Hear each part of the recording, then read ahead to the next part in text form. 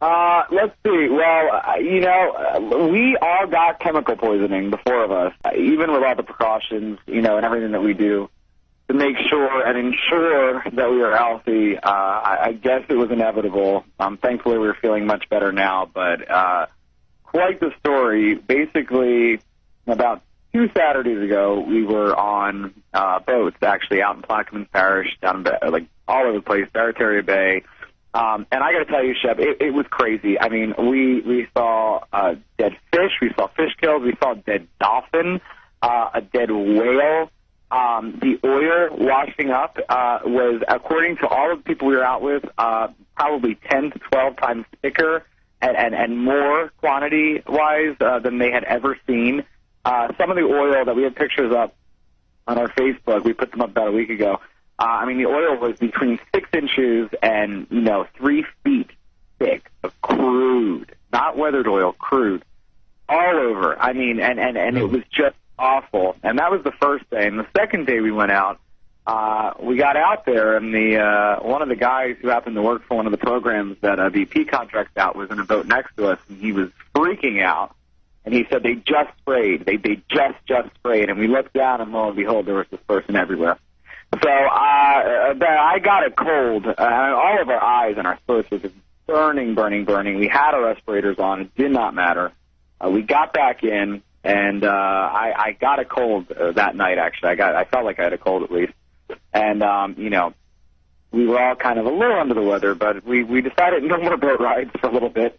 And we were doing some other work, and we were working on the center that we have down here. And about 3 days later, I was fine the whole day, and we were all right. And we got back to our little compound, and I made a few phone calls, and it was about 6 o'clock at night, and I felt like, okay, I was feeling a little tired. Maybe I'd just take a nap. I went to sleep, and next thing I know, it was 3 o'clock in the morning. I woke up, and I actually, Shep, and I mean this, genuinely thought that I was underwater. I couldn't breathe. I could not inhale. My right lung was seizing. I mean, I felt like I was going to have a heart attack, or I was having a stroke, or I was dying or something. I've never, ever felt anything like that in my entire life. My eyes were burning. So we went immediately to the doctors, and it was about an hour after that happened, Gavin started getting it, and then Heather started getting it, and then Alyssa. It was right, bing, bang, boom. Very, very odd. Within about 4 hours, all of us were extremely, extremely ill. So we were in the hospital. I'm waiting on my co-hosts, Vicki and Kendra, to call in. I'm actually going to call them in a minute and see if they have called in to be on the air with us. I'm certainly willing to tell you why we're late. I am presently calling. The show's coming live from Ochsner Hospital, Jefferson Highway, where I'm a patient since yesterday and will be at least through Friday. My neurologist is worried about the neurotoxins that I was exposed to and some things like that. So that's where I am. I'm calling live out from the hospital bed in the Ochsner Spa and Resort on Jefferson Highway in New Orleans. And so that's why we're late. I had to wait on some IV problems and things like that. So once again, waiting for Vicki and Kendra to call in. Hi, everybody. It's Joni again. We're having some technical difficulties. Apparently, the hospital switchboard does not like our radio show because it keeps dropping the call. So I apologize for that. I wanted to let everybody out there know that after discussing with Vicki and Kendra, we decided that next Tuesday we'll be back.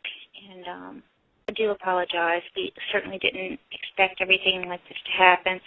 Kendra is very ill with staph infection again, and they're also just returning from her father-in-law's funeral yesterday, late last night, early this morning.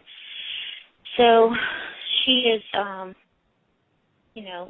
down and out a little bit, and Vicki is also very ill, and obviously I'm in the hospital for at least a week getting some Cellumedrol infusions and some things like that. So forgive us, please, for, not having a great show tonight. because we are all otherwise occupied. And we were going to talk about health issues, which is ironic enough as we're all sick. But that can wait till next week. We may have some more things to say about that. Dr. William Pinsky works for the Ochsner Health System, a group of hospitals in and around New Orleans. They recently produced a study that found 30% of respondents are being significantly affected by the spill. I don't think we realized it was going to be that big. Certainly we expected some sort of effect, but that's Katrina levels or more than Katrina levels. And now there's a new wound that may not heal for years. Rich Matthews, The Associated Press, New Orleans. Why it's so horrifying is because things are getting worse, way worse down here, not better. It feels like we live in a different country. We were talking about this in the car yesterday. Just shocking.